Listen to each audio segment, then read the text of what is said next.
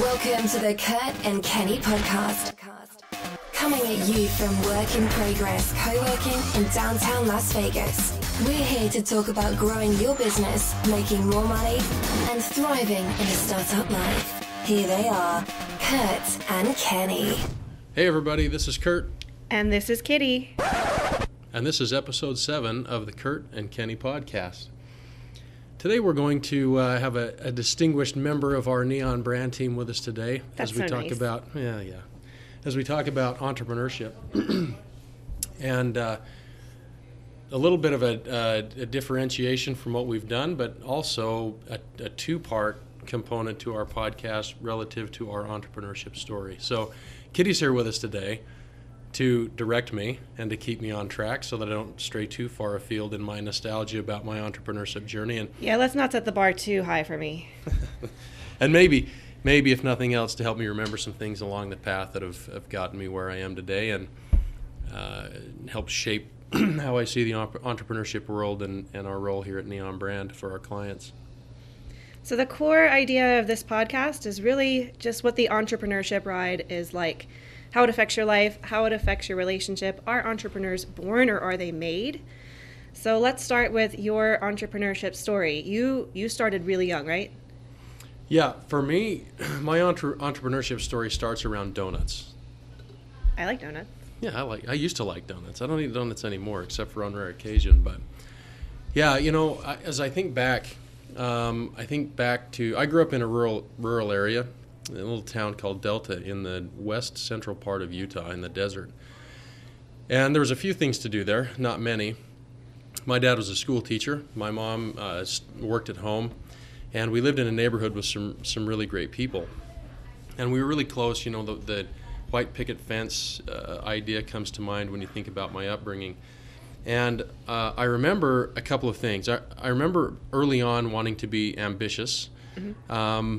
I think it's because I was sick of weeding the garden every summer morning before I could go play baseball or whatever pickup game we were doing at the time. But my dad was smart with us, and my mom, they were really smart with us in putting us to work and helping us understand the value of hard work at an early age. And they taught us the law of the harvest at an early age. And so, Will you go into that law of the harvest? Well, the law of the harvest is essentially you reap what you sow. And we were my family, they're hardworking people. Some of them were agricultural, some of them were in business, but none of them were entrepreneurial. In fact, as I think about it now, I think I'm the only one in the family that's really been entrepreneurial in terms of coming from a seed of an idea and actually starting a business from nothing. No parachutes, no support, no background. I think I'm the first in the family that I know of, and there may be more, there may be not, but anyway, I was really young and I wanted to be ambitious, and my parents will tell you I was a little hard to handle. My mom will tell you I was a lot hard to handle. But Dad he'd get us up in the mornings when it was summertime. There was 4 seasons there, so in the wintertime we had to push snow. In the summertime we had to mow the lawn. And I remember mowing the lawn several times, and then she was sort of a surrogate grandmother to us. Her name was Donita Hardy, and around the corner from us, she had what seemed at the time a huge lawn, and now I could probably mow it in 7 minutes. But she needed a little help one time mowing her lawn because her husband was sick with Alzheimer's, and she just couldn't get to it. And my dad said, go around the corner and help Donita take care of her lawn. So I'd finished mowing our big lawn, which was big. My dad had a big yard, big garden, and all those kind of things. Went around the corner, and I mowed Donita's lawn. And, it probably took me the better part of an hour because I was young and I was small. I didn't break 100 pounds until I was a freshman in high school. So pushing that big lawnmower, that felt like quite a chore to me. And it was not self-propelled. My dad made us earn our muscles on that. We didn't get our first self-propelled lawnmower for a few years after that, but Did you have to walk uphill both ways in the snow to get to school? No, there were some big cracks in the concrete though that were very treacherous. It was hard to get through. But I finished her lawn expecting no pay for it. I didn't even cross my mind. My dad probably promised me a Coke at what we used to call a Big Chill, which was a 32-ounce soda at the I think that's local still convenience actually store. a thing. Yeah. Yeah. So I had a Big Chill coming to me, which was good enough for a young kid. I got done with the lawn, and she paid me $5, and I tried to protest, and I tried to give the money back to her, but she insisted, and I wasn't foolish enough to not walk away with a little bit of cash, and that was the beginning of it for me, really, and I realized that there was some opportunity there to make money, and Donita referred me to her friend Phyllis, who had legitimately had a big lawn. She had a football field for a lawn. And,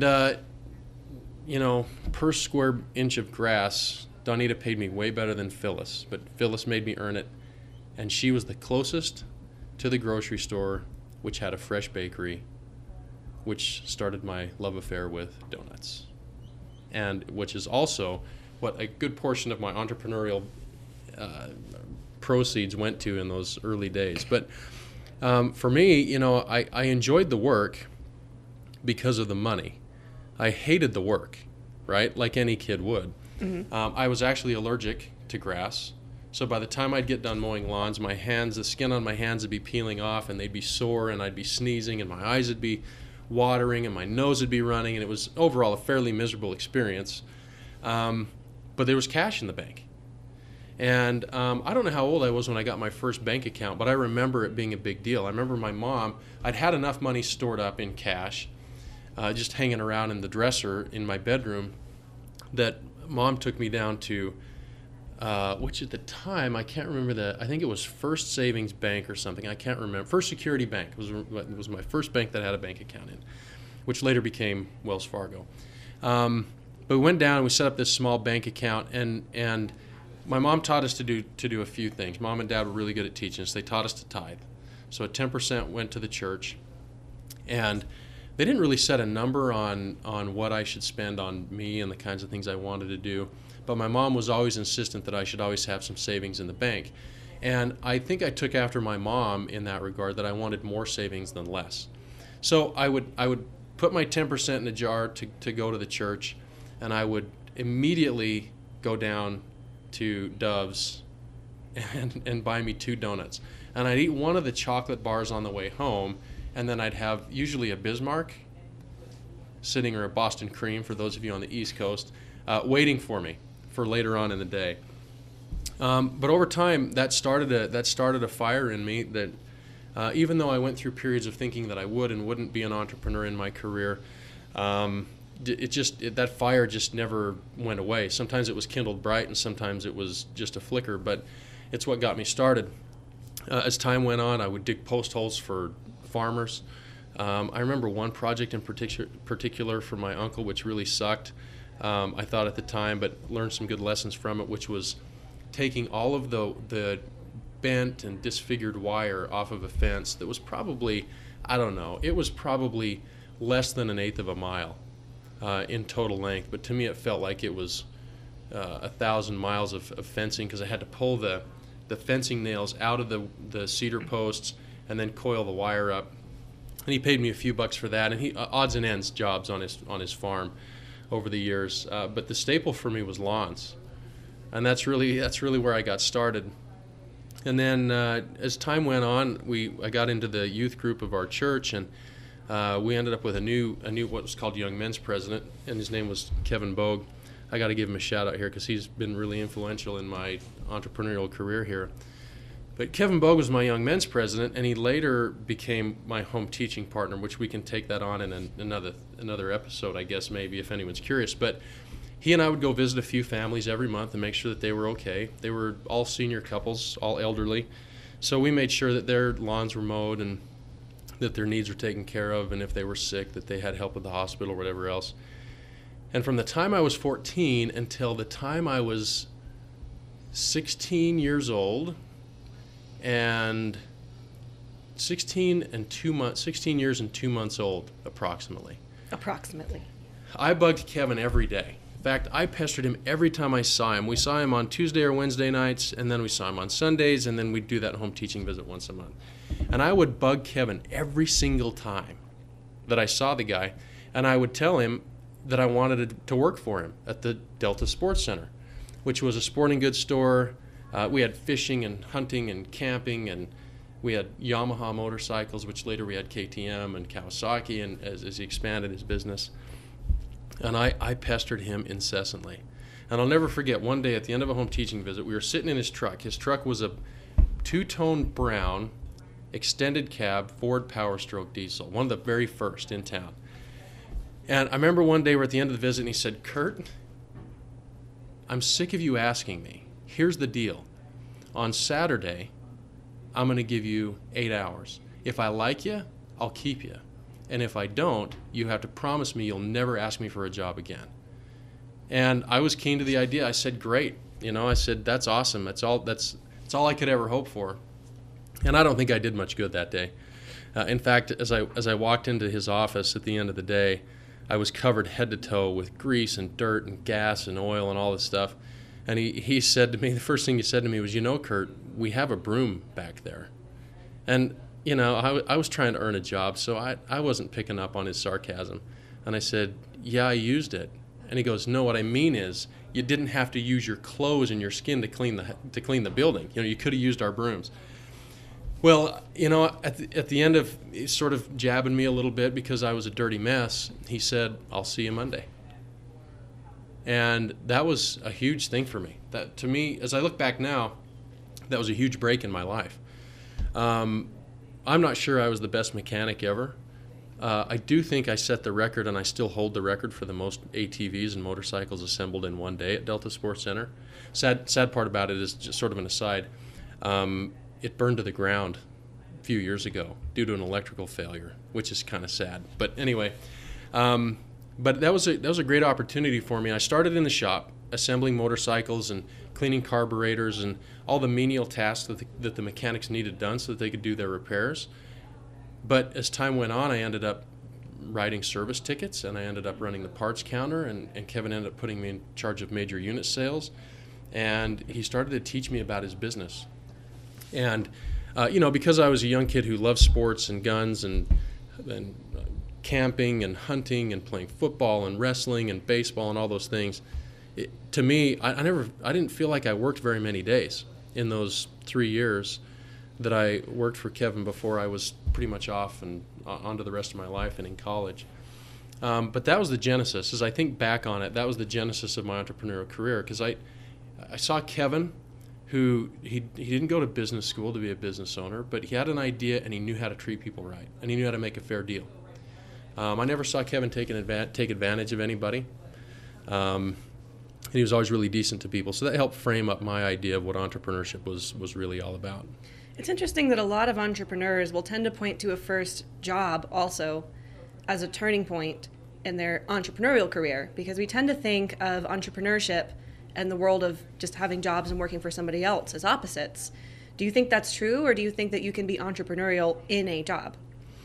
Well, yeah. So if we fast forward a little bit, I went away on an LDS mission for a couple of years, and you try to devote yourself completely to that work. But I remember in Derby, Kansas, I saw this old.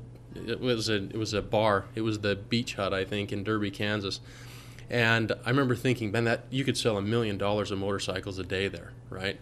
And then I got home from that mission and started in college, and I toyed around a little bit with political science, because I was, my grandpa was a state senator, and my family had opinions on politics, and I had some ideas there, but it took about one semester before I realized that business is really what I wanted. And I mention that because I'm really grateful that I have a really good business education to go along with my entrepreneurial spirit, because I think it's helped me avoid some of the big mistakes that entrepreneurs make. But if nothing else, it's helped me in the middle of making those mistakes to identify that I was making those mistakes, and to be able to more quickly recover from them and have an action plan to overcome my mistakes. Because I've made my share. I've made bad financial decisions, and we've invested in things that we're still hoping come to fruition, and we still do that. We're still aggressive. We're still risk takers in that regard. But I'll never forget a statement from a professor of mine. His name was Derek Snow. He's no longer at the university, but he one time, I was in his marketing class. I was in a finance degree curriculum. And he one time told me, he said, you need to get a marketing degree. You're in the wrong degree. And I asked him, what do you mean I'm in the wrong degree? And he said, well, you're a natural for marketing. And I said, well, that's all the more reason for me to get a finance degree and to test myself and to push and to press in areas that maybe I'm not the most natural or keen at. It was one of the greatest opportunities in my life to be able to get that degree. After I graduated from college, I was working for Fitch Ibka as a bond analyst, and then I had a job waiting for me at Strong Capital Management in Milwaukee as a fund manager, junior fund manager in their not fixed asset, in their stock portfolio division. But I ended up taking a job here in Las Vegas, running a multi-specialty ophthalmic practice. And as I look back on it now, the things that we were able to do in that practice over that period of time, revenues increased almost 3 times in a 5-year period from when I started to when I left. And as I look back, it's that entrepreneurial spirit. It's that relentlessness to bring change and the unwillingness to accept defeat on an idea that really helped us move that organization very quickly and much quicker than most of our peers at the time. So I think for me, the institutional knowledge that came it augmented that entrepreneurial fire that was inside of me that started those first days behind a lawnmower. So let's change gears a little bit. We've gone a lot into your kind of early days and the genesis of your entrepreneurship, but let's talk about your life as an entrepreneur. How has being an entrepreneur and getting into situations that are inherently a little riskier than having a job, how has that affected your relationships and your family and the decisions you've made elsewhere in life? It's interesting you ask that now. I just finished listening to the biography of John M. Huntsman, who I'd known, because I grew up in Utah, I'd known that he was an influential businessman, but I had no idea to the extent to which he was influential and successful. And it's a tremendous read. It's a long read if you're going to read it, and it's a long listen unless you speed the pace up on Audible. But I'm listening to the way that he was able to compartmentalize and be at work when he needed to be at work and be at home when he needed to be at home. I unfortunately struggle with that. I tend to always be on, and I'm always thinking about my business and my clients and those kinds of things.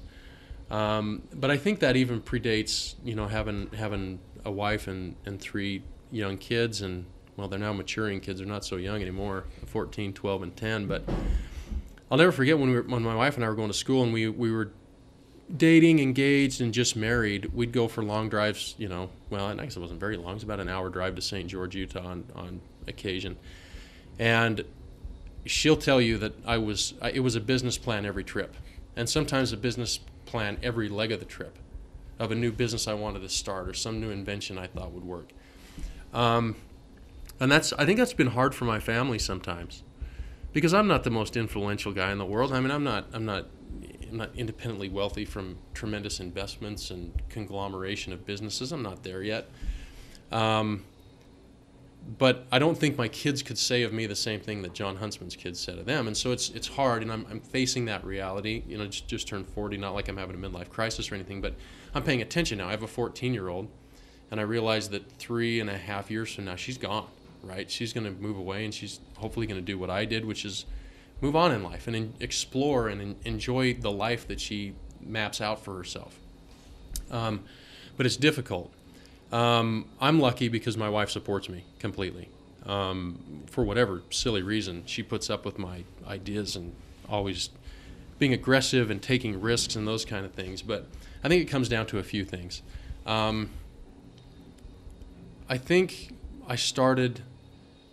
I left the world of running other people's businesses and working for, in between starting my first business, I also worked for a multinational ophthalmic device company for a short period of time. But I think my kids were young enough to kind of know that Dad's work schedule is a little different. I don't think they knew why, right? And when they'd go with their friends, their dads work shifts, and then we're home. But I'd take a call at 6:30 or at 9 o'clock or at 10 o'clock at night. And I might work at midnight one day, and I might wake up at 2 o'clock in the morning and work until 11 in the morning, and then we'd do stuff with them. And I think that for them, they were young enough when I started that they kind of got used to that. But I think it's important to, and I'm trying to do this a little bit more now that the kids are older, include them more in the business. Because my kids get excited now, right? If I take a phone call about one of our businesses, my kids, they ask me about it. What was the call like, or what was that for, or what are you doing in the business? And so now they're starting to participate a little bit. And to my joy, one of my kids is talking about having businesses of her own one day, right? You know, I look at her and think, you know, maybe you're the heir apparent. Who knows where life will take her? I'd never restrict her to that early on. We just have to see if that happened. But it's kind of fun to see that they get involved in the business, and they're excited about it. They're super excited about our brand. You know, fortunately, NeONBRAND, we have a brilliant team of people, and they do all the work. Well, thank you. I agree. Yeah, they do all the work that I can't do, or that I don't want to do.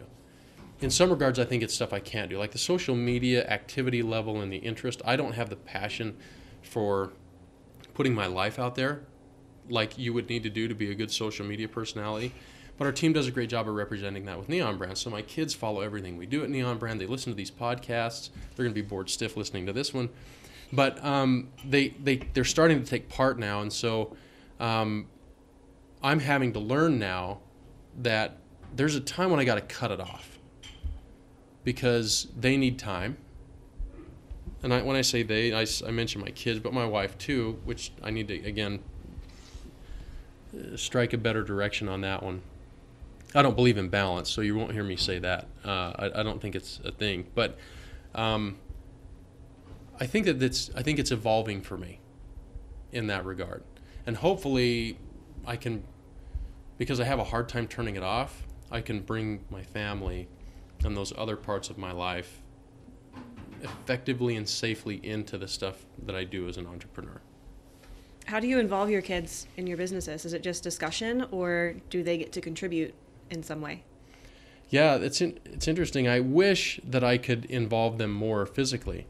Fortunately, they're great athletes. It's a lot of fun to watch them, and so they spend most of their time now in sports. But in our one project, Preserve a Mission, my oldest, Keaton, she's been a big part of assembling and binding books and doing the finish work so that those returned LDS missionaries get their memories preserved in their books.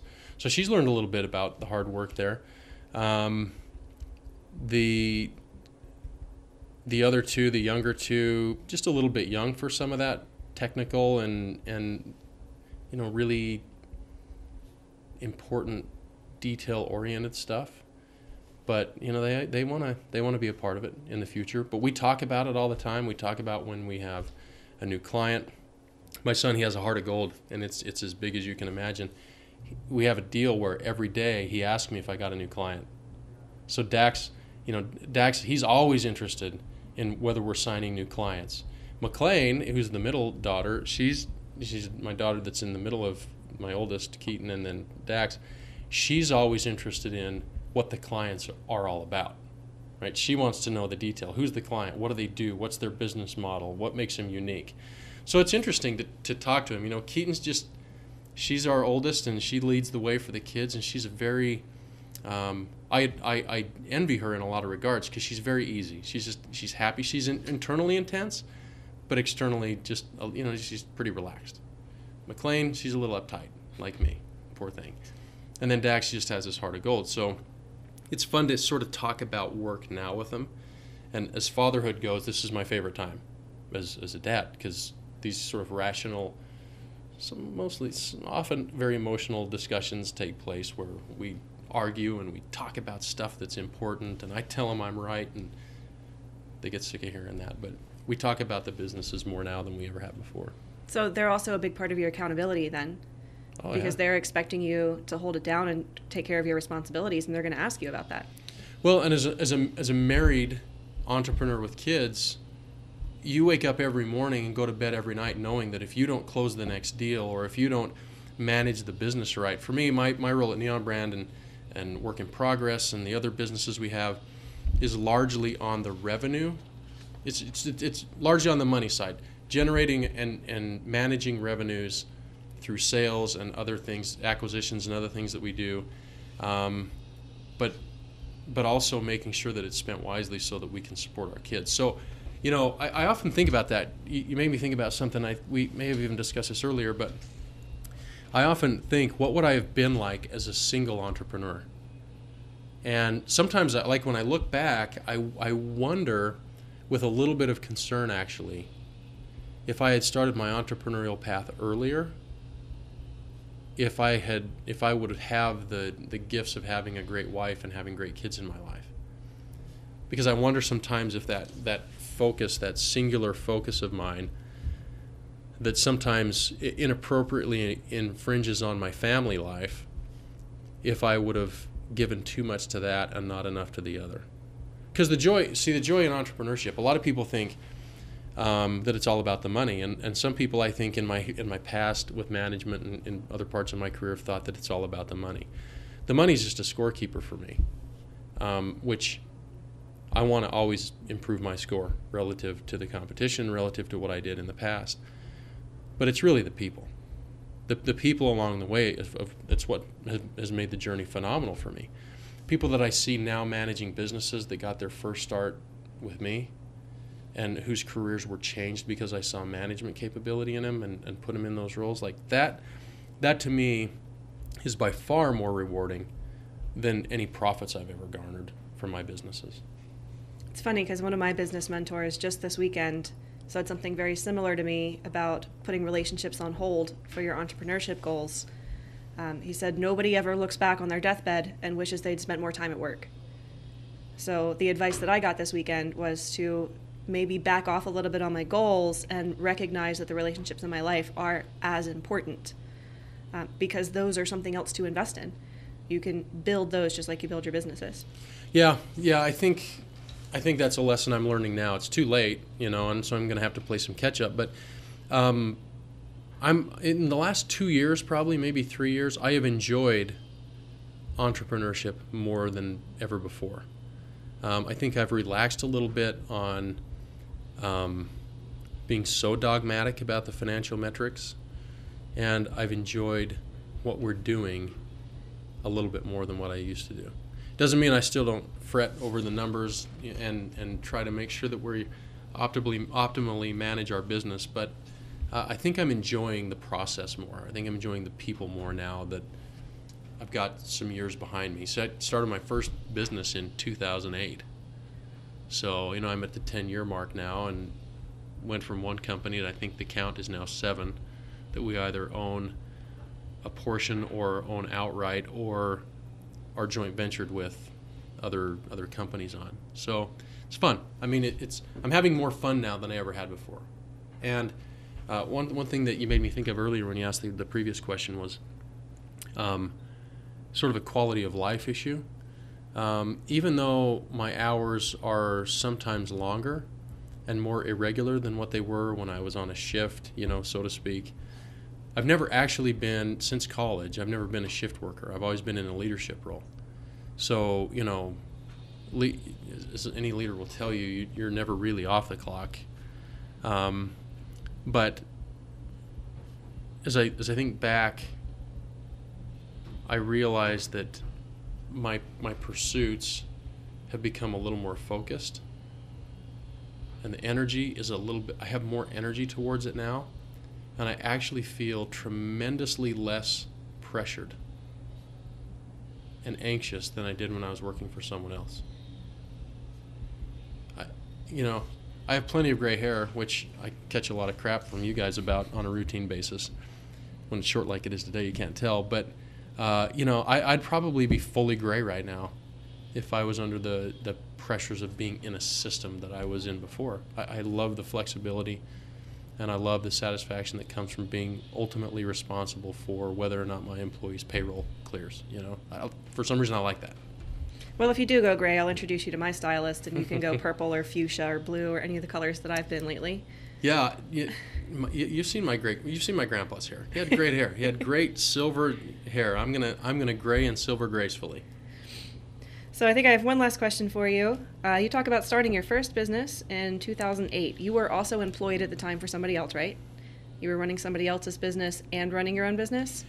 Well, no, it was like, it was bang bang like dominoes. I was working for the multinational ophthalmic device manufacturer, and the music stopped in the economy. People didn't have any discretionary income, therefore LASIK and premium lens surgeries were going by the wayside dramatically. And so they went from earlier in that year, in 2008, well, late 2007, early 2008, they'd scaled their business development team up, which was a group of experienced consultants and the like. They'd scaled that division up from, I think it was maybe 6, maybe more, I can't remember, like 22 or 24. And overnight, in October of 2008 or November, I can't remember which, they were all gone. And I was newly minted in 2008, so it wasn't a surprise that I was on the chopping block too. I think they reduced that entire staff to 3 or 4. So some of those clients who I'd been working with through Advanced Medical Optics reached out to me and said, we're really sorry that you were laid off and you had to start over, but we'd like for you to continue to work with us. And so I'd always wanted if I go back to college, I had about a year and a half stint with the Small Business Development Center on the campus of Southern Utah University, and I was the intern for the director of the SBDC there. And I got to work with a lot of small businesses writing business plans and helping them do their financial projections and come up with sales strategies and stuff. And so I always thought I wanted to do consulting from my days in college. And I had a good mentor along the way who helped me see that was an opportunity. So when that happened, I thought, well, now's the time. I'm going to hang up my own shingle, and I'm going to start my own business. And I think I was on my last month of expenses before those people actually came through. In fact, it was even past that. I'd done some hustling, and I'd done some guerrilla marketing stuff, knocking on doors, driving around town, trying to get people to hire me to help them grow and build their medical practices. And out of nowhere, manna from heaven came a client up in Reno. It was my first client. And then later on, I grew and expanded from there. So you kind of succeeded because you had to. You didn't really have another option at that point. Yeah, which I saw as the greatest adventure in my life. Shadow, my wife, on the other hand, spent a lot of sleepless nights. I think she's had to endure more stress with my entrepreneurial path than I have, for sure. Do you think you would have been as successful if you had tried to start your business as a side hustle in addition to a job? No. There's no way. Even now, the projects that we take on, that I tell myself, I'm going to be able to manage this and manage that at the same time. I feel like I'm building my management muscle to where I'm doing a better job of that now, because we have people in place that are replacing me in some of those essential roles. But if we didn't have good people replacing me in some of those essential sales and marketing and even sort of administrative management roles, there's no way. There's no way that I could. My attention would have been divided. There's an old Bible parable, proverb that says you can't serve God and mammon. You got to choose who you serve. And I think when you have a steady income and a steady paycheck, I think you naturally serve the employer first, which costs you success in your entrepreneurial ventures. And if you put your entrepreneurial ventures first and not your boss, then you're going to lose your job. So it's going to be self-fulfilling on that path. Here at NeONBRAND, and I know you're dying to know what it means, but we're in the process of developing what we call our NeOntrepreneur program. We want entrepreneurial people here. We want people to be able to stretch their legs and to grow their minds and to build their ideas. If I go all the way back to Kevin Bogue, I've always felt like the guy gave me a chance when he didn't have to.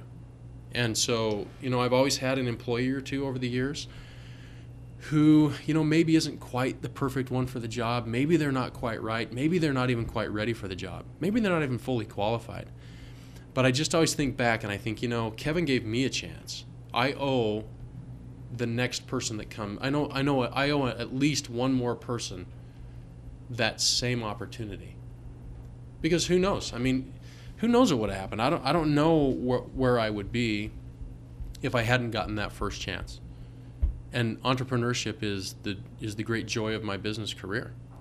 I could still be managing ophthalmic practices now and probably making a pile more money than I'm making now, and probably wanting to ram my head through a window pane every day, with some of the frustrations that are involved with that. So, I look on that and I say, somebody deserves a chance to have their mind and to have their world opened up the way mine was. That's very kind of you, especially since you have an entrepreneurial staff right now, and we would like to not get fired for the things that we're doing on the side. Specifically, the person who's interviewing you right now would like to not get fired for that. So later on in this podcast, you're going to be talking to Kenny kind of about your experiences and compare and contrasting. But next, I'm going to be interviewing Kenny about his entrepreneurial experience and how it affected his life and his origin stories. And I know he comes from a drastically different background than you do. Yeah. And the results have been very different. In the NeONBRAND origin stories, you were talking about your different strengths and how you came together and kind of filled in each other's needs. So it'll be interesting to see the differences in the stories and where that genesis came from. Yeah, there's a lot of chapters yet to be written on our partnership, but I'm very bullish on the future of our partnership because of where we come from. I think that vast difference, they are polar opposites. You cannot get any different than us, right? And I think it's that polar opposite that actually welds the organization together in a way that delivers the strong results that we're getting for us and our clients right now. So, and it's kind of like having good parents as an employee. And we still do have the, well, Dad said no, go ask Mom thing, but it works. I'm the tough parent. I mean, sometimes. Anyone that knows me that's listening to this will know that I'm usually the guy that says no. Yeah, so we usually ask Kenny first, even though you've got to make the financial decision. Yeah. What I really appreciate is when you ask Kenny, and then you guys go do stuff, and then I find out about it later, and I have to figure out how to fix it. But whatever. I would rather have employees who have the guts to beg my forgiveness than the timidity to constantly ask my permission. I would rather tell people, you screwed up, here's how we're going to fix it, and we tumble around a little bit on it, and we maybe even argue about it, and we have some tough moments, and then we get up and we dust each other off, and we shake hands, get a hug, and move on. I would much rather have that. Well, there's a fair amount of arguing. Yeah, it's good. It's part of the fun. It always accomplishes something. Yeah. Even if that accomplishment is just scaring the rest of the employees because you're arguing too loud. Yeah. All right, well, thank you, Kurt. This has been enlightening. Cool.